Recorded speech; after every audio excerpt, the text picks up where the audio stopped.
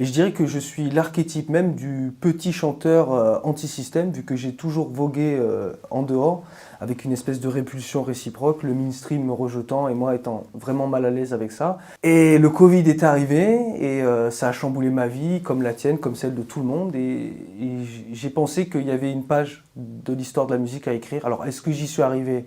J'en sais rien, mais en tout cas c'est l'objet d'hydroxychloroquine. Chanteur, anti-pass sanitaire. Et je dirais que même avec le temps et avant le Covid, j'avais renoncé à toute idée de fame, de showbiz. Moi, tout ce qui m'intéressait, c'était chanter. J'avais accepté le fait d'être un ringard. Donc vous êtes concentré sur le sujet du Covid. On va commencer par une première chanson de l'album qui est Alfox. Vous y décrivez ce qu'on est en train de devenir. Vous parlez notamment d'une génération sacrifiée, c'est bien ça? Tout à fait, tu as bien compris l'essence d'Alfox. C'est une réflexion sur ce qu'on nous fait, ce qu'on est en train de devenir. Sous fond de drague un petit peu désespérée grunge. Effectivement, c'est une chanson qui est en partie dédiée à cette jeunesse que je trouve qu'on vilipende un peu trop. On oublie tout ce qu'elle a subi avant. Donc moi j'ai beaucoup de compassion pour les jeunes. Je comprends même les gens du peuple qui ne sont pas mes ennemis, même si je suis anti-pass sanitaire, à qui on a mis un flingue sous la tempe pour se vacciner. L'ennemi, il n'est pas là. Pour moi, l'ennemi, c'est l'oligarchie. Et donc je pense que le chanteur, l'artiste, a ce but-là, d'être un peu un révélateur, il s'adresse à un autre hémisphère du cerveau, parce qu'à un moment donné, les politiciens, les avocats, les médecins, c'est bien gentil, mais c'est la bataille des chiffres. Et moi, j'ai envie de m'adresser au cœur et à l'âme des gens. Girl, before you say hello, oh, girl. Est-ce que c'est un reproche que vous faites aux autres artistes, leur manque d'engagement, leur manque de rapprochement avec le peuple, justement? On vend son âme au diable pour aller au restaurant, pour aller faire des voyages. Donc c'est la grande braderie du diable et c'est l'humain qui se brade.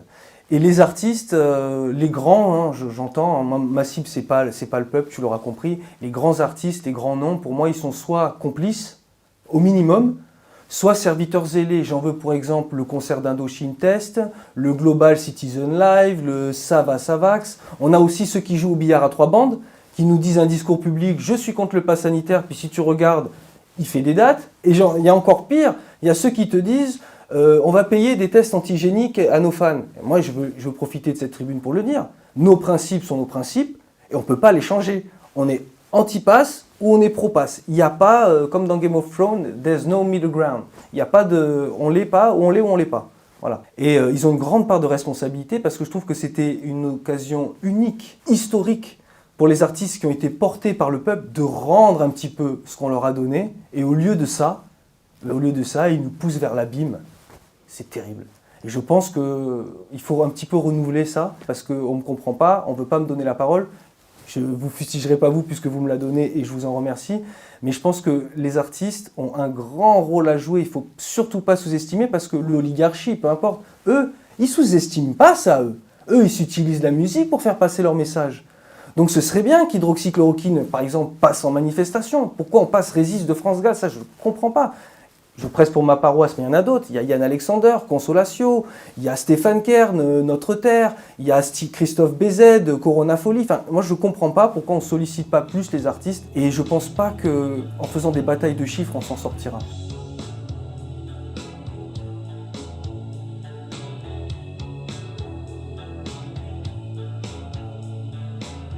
J'ose prétendre que j'incarne une nouvelle voie qui pourra nous emmener vers autre chose. Parce que moi, je m'adresse au cœur, à l'âme des gens. Je suis là pour donner du baume au cœur à ceux qui pensent comme moi, essayer de discuter à ceux qui ne pensent pas comme moi. Parce que l'ennemi, c'est pas le peuple, c'est pas les petits gens à qui on a mis un flingue sur la tempe pour se vacciner.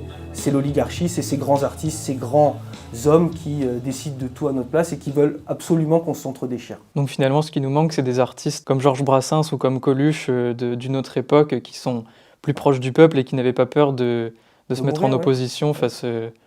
de mourir ou de se mettre en opposition face au gouvernement ou au pouvoir. Ils nous manquent terriblement. Mais nous, on est là, en fait. On est là, mais on est... tu sais, quand tu n'es pas une fabrication des médias... Vous êtes invisibilisé. Voilà. Ça veut dire que quand tu arrives, on ne veut même pas te parler. On ne veut même pas te donner la parole. Moi, j'ai été un petit peu interloqué par ça au départ. Maintenant, ça...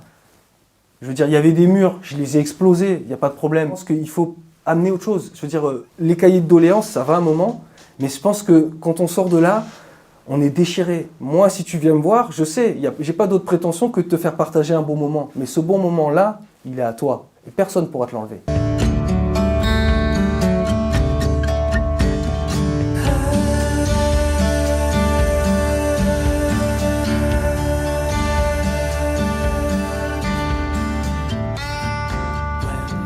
Vous avez un autre clip donc, qui a donné son titre à l'album, Hydroxychloroquine, dans lequel vous nous projetez en 2032, dans un univers un peu à la Mad Max désertique, où on reconnaît un monde qui est mort, ou qui se meurt en tout cas, comme votre ami joué par Yann Alexander, qui se meurt aussi, et pour lequel vous allez chercher éperdument de l'hydroxychloroquine pour le soigner. C'est vraiment comme ça que vous l'imaginez, le monde d'après ? Non, c'est un avertissement. C'est un poème, c'est une invitation à réfléchir.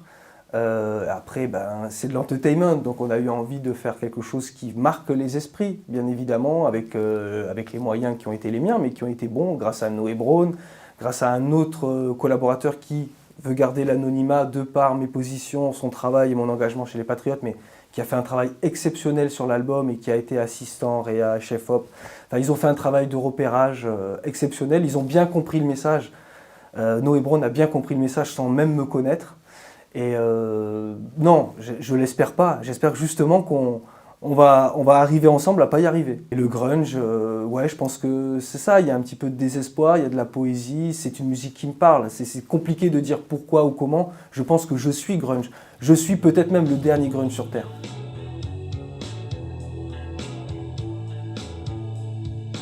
No apologies, I'm the man who decided.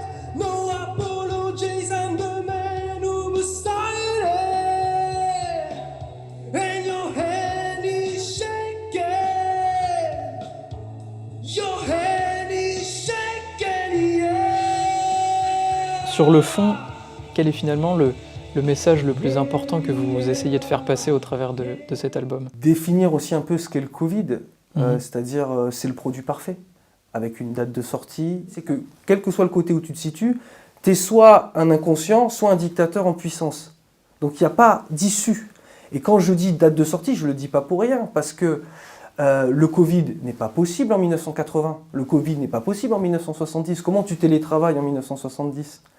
Et on a accepté le modèle de société des réseaux sociaux où tu vois ton meilleur ami que tu n'as pas vu depuis 20 ans vieillir sans jamais le voir. Donc on a accepté cette société où on se fréquente tous à distance et c'est pour ça que ça marche le Covid. Alors je ne sais pas si c'est présent dans mes chansons, mais en tout cas c'est ce que je pense du Covid. On n'arrive pas à communiquer les uns avec les autres et je pense que l'artiste, lui, peut faire le tampon. C'est un message que vous essayez de faire passer aussi au travers d'un engagement politique. On vous voit notamment aux manifestations des Patriotes. Est-ce que pour vous, l'artistique et la politique sont liés ? En tout cas, pour ma part, oui. Mon engagement politique, il est anti-pass sanitaire et uniquement anti-pass sanitaire. Les autres sujets ne sont pas mes autres sujets, ça ne m'intéresse pas. Et les Patriotes, pourquoi ? Parce que déjà, tu peux manifester avec eux sans perdre un œil. Quant à Florian Philippot, il me semble irréprochable. Moi, la dernière fois que je l'ai vu, il était trempé jusqu'aux os à parler avec les gens. Il m'a fait passer à sa tribune et ça, c'est tout à son honneur. Ce qui montre qu'il n'est pas forcément de l'opposition contrôlée, parce que moi, je ne suis pas du tout de l'opposition contrôlée, et vous l'aurez compris, je suis un libre penseur. Erection, erection, we're all friend in a sacrifice. Oh yeah. Oh yeah. Un dernier mot pour les téléspectateurs ou pour les artistes ? Méfiez-vous, surtout, ne prenez pas pour argent comptant ce qu'on vous dit. C'est pas parce que quelqu'un vous dit qu'il est anti-pass qu'il faut prendre pour argent comptant tout ce qu'il dit. Allez vérifier, regardez ce qu'il fait, ne laissez pas votre esprit critique à la poubelle. C'est ça que je voudrais vous dire.